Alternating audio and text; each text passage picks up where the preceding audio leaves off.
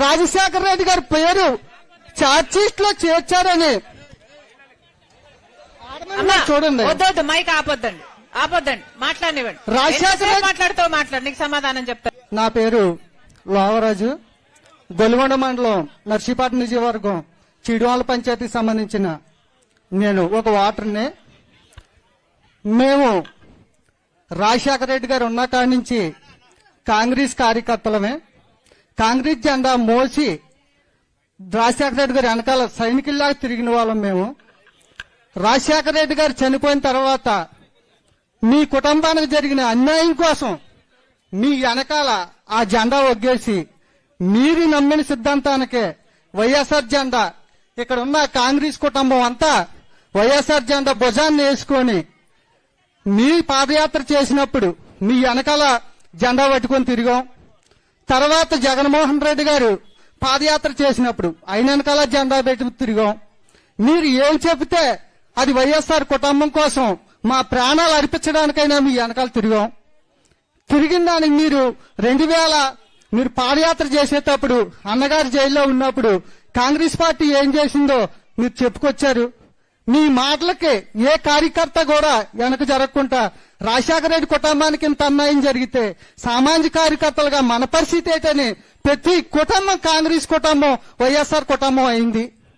అప్పటి నుంచి ఆ జెండా మోస్తున్నాం, మీరు చెప్పిందే చేస్తున్నాం. జగన్మోహన్ రెడ్డి గారి పరిపాలనలో ప్రతి పేదవారు అందరూ సుభిక్షంగా ఉన్నారు.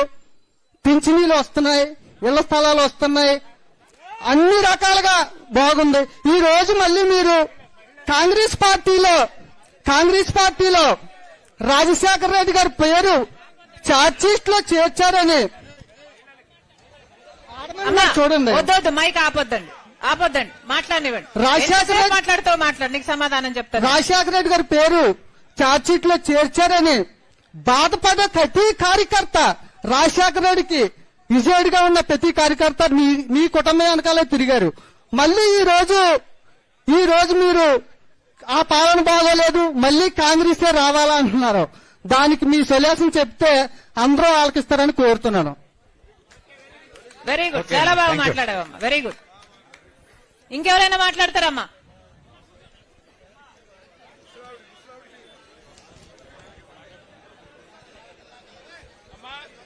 హలో, మహిళలతో మాట మంతి కార్యక్రమంగా. అమ్మా, ఎవరైనా మీ మనసులో ఉన్నది మాట్లాడొచ్చు. బండారు చెల్లయ్యమ్మ, నేనేమనుకోను, బండారు చెల్లయ్యమ్మ సమాధానం చెప్పగలను. ఎవరైనా మీ మనసులో ఉన్నది మాట్లాడండి. బండారు చెల్లయ్యమ్మ ఎక్కడున్నారమ్మా? శెట్టి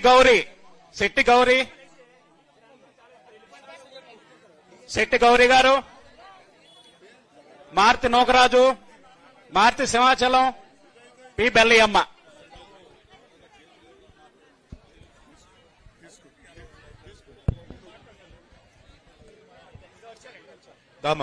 సమస్యలకు సంబంధించి పెన్షన్స్ వస్తున్నాయా, ఇళ్లు ఉన్నాయా, అటువంటి వాటి మీద పొలిటికల్ స్పీచ్ కాదు ఏమ్మా, సమస్యల మీద చెప్పండి.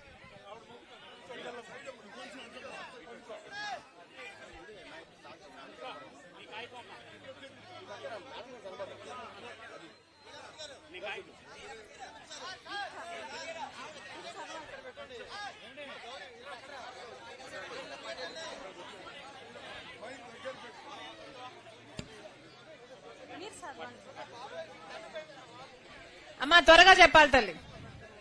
సార్, మాది నాతవరం మండలం మర్రిపాలెం. మైక్. మాది నాతవరం మండలం మర్రిపాలెం. సార్, మాది నా పేరు గౌరీ అండి. నాతవరం మండలం నా పేరు గౌరీ అండి. మర్రిపాలెం గ్రామం. నాయుళ్ళు ఉన్నారు కదా సార్, మొంక సామూర్తి, వైసీపీ నాయకులు. 8 ఎకరాల భూమి మాది, 4 కోట్ల ఆస్తి. 4 కోట్ల ఆస్తి కాసేసి ఎనామీల పేరు మీద పెట్టి అమ్మేసుకుందామని చూస్తున్నారు సార్. ఎవరమ్మా వైసీపీ నాయకులు? ఎవరు? మొంక సామూర్తి సార్ మేడం. మీ భూమిని కబ్జా చేసి ఎనామీల పేరు మీద రాయించేసుకొని పాస్బుక్లు అయితే తెచ్చేసుకున్నారు మేడం. 4 కోట్ల ఆస్తి మేడం. 4 కోట్ల ఆస్తి మీ భూమి వైసీపీ నాయకులు కబ్జా చేశారా? కలెక్టర్ దగ్గరికి వెళ్ళావమ్మా? వెళ్ళాను మేడం. ఏమైనా పరిష్కారం అయిందా? లేదు మేడం, అవలేదు. కొట్లాడుతున్నావు. అవును మేడం. అమ్మన్నాదు.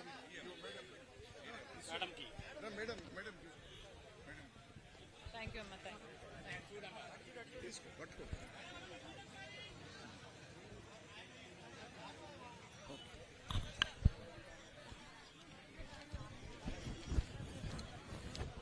ఇంకెవరున్నారమ్మా? దా ఇలా ఎవరు లేడీస్ ఉంటే పంపించండి, కొంచెం దండి, పెద్ద ఆయన ఇలా పంపించు. రండి రండి, రామ్మా రా, రామ్మా రా. మాట్లాడగలుగుతావా? ఇల్లు అన్నది లేదు. కుర్రోడు అంటే ఎంటర్ చదివినాడు. బాబు ఆగండి ప్లీజ్. కుర్రోడు ఎంటర్ చదివినాడు, చదువు లేదు, ఏమీ లేదు. ఇలాగొచ్చిన వాళ్ళు అలా పెట్టుకున్నారండి. కాగితం ఇల్లు లేదు. ఇదిగో ఇదిగో బాబు, ఇల్లు ఇంపేసి కట్టుకున్నాను. ఇదిగో బాబు, ఈవిడికి ఇల్లు లేదట. దామా ముందుకు రా. చేయించుకున్నాను. అది కాదు, చేయండి బాబు, చేసుకున్నాను. అని చెప్పి ఇంకా రాలేదు. ఇల్లు లేదు. ఇల్లు లేకపోతే ఇల్లు లేకుండా అలా ఉండిపోను అన్నమాట.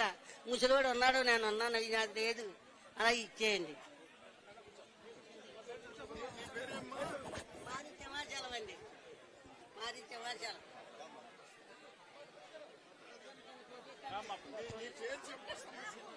మీ పేరు అన్ని చెప్పండి మేడంకి.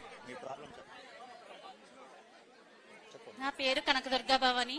నేను గంగవరం గ్రామం మాకోరపల్లి మండలం నుంచి వచ్చాను.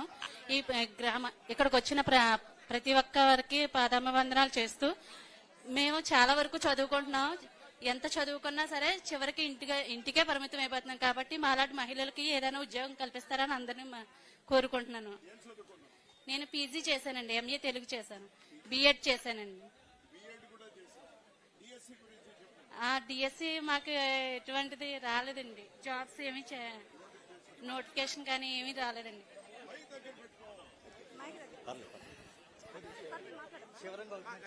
డిఎస్సి నోటిఫికేషన్ రాలేదు. అవునండి. వెయిట్ చేస్తున్నావు, ప్రిపేర్ అవుతున్నావు. ప్రిపేర్ అవుతున్నాను, గ్రూప్స్ కూడా ప్రిపేర్ అవుతున్నానండి. 2 ఏళ్లుగా ప్రిపేర్ అవుతున్నావు. అవుతున్నాను మేడం. కానీ జాబ్స్ రావట్లేదు. ఇందులోనూ కూడా జాబ్స్ అనేది రావట్లేదు. మెయిన్ మహిళలకి ఏదైనా ఇంటి దగ్గరే ఉండిపోయి చాలా మంది ఉండిపోతున్నారు. కాబట్టి ఎటువంటి అవకాశాలన్నా సరే నీలాగా చాలా మంది ఉన్నారు. కాబట్టి వాళ్ళకి ఏమైనా ఉద్యోగ అవకాశాలు కల్పిస్తారని కోరుకుంటున్నామండి. సరే, థ్యాంక్ యూ మేడం. డిఎస్సి నోటిఫికేషన్లు రావట్లేదు. ఓకే, మాట్లాడతారా? నా పేరు లోవరాజు. గొలుగొండ మండలం నర్సీపట్నం నియోజకవర్గం చిడువాల పంచాయతీకి సంబంధించిన నేను ఒక వాటర్ని.